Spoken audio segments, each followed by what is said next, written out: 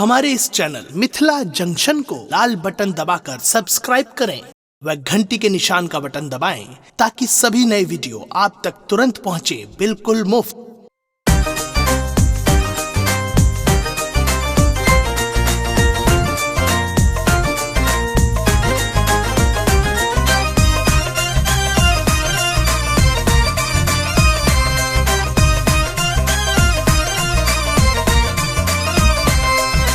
राम कसम की तो है जवानी लाजवाब गे, राम कसम की तो है जवानी लाजवाब गे।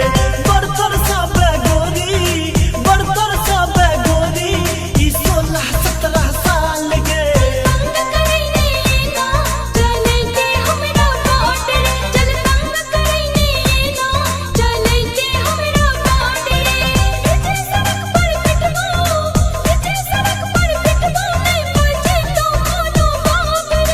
राम कसम की तो है जवानी लाजवाब गे।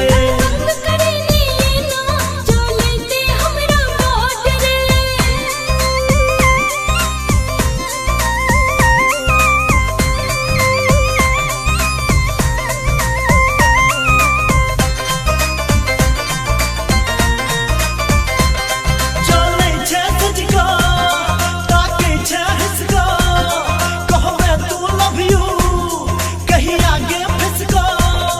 हमरा सन तोरा कतौ नै घटतो, कतबो तोर बाबू डिबिया ला तकतो। सुन कान खोल के बातें, बुझै नै तू मजाक गे।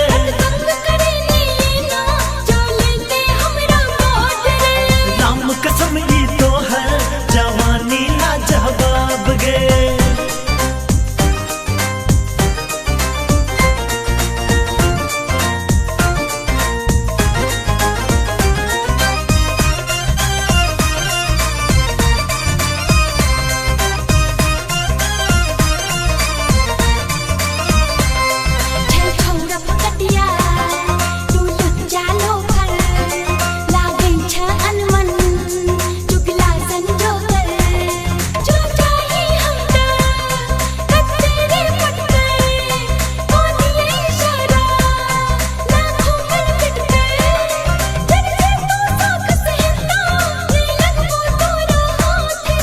राम कसम की तो है जवानी लाजवाब गे।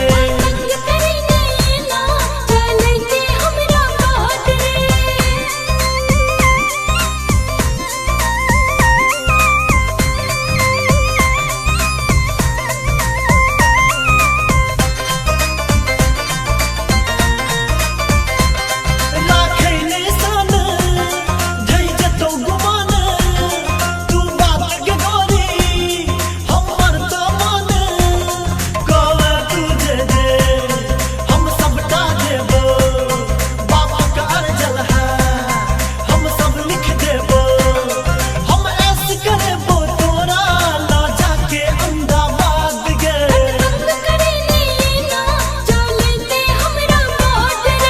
राम कसम की तो है जवानी लाजवाब गे।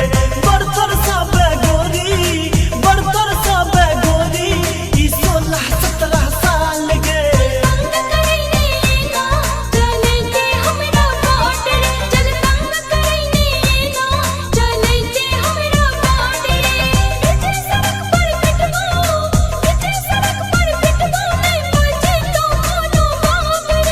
राम कसम की तो है जवानी लाजवाब गे।